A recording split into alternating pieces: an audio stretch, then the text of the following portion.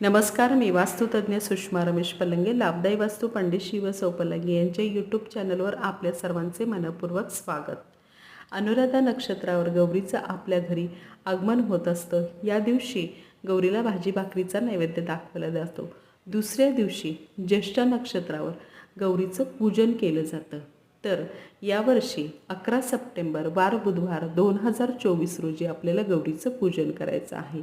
या दिवशी गौरीला वेगवेगळ्या प्रकारचे अलंकार घालून तिचे शृंगार केला जातो. हार, फुले, गजऱ्या अशा प्रकारे साज शृंगार तिचा केला जातो.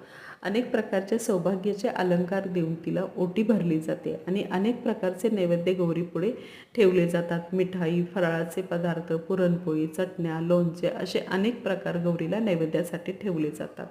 त्याचबरोबर संध्याकाळी गौरीची आरती करून हळदी कुंकाचा कार्यक्रम करून या दिवशी गौर रात्रभर जागवली जाते.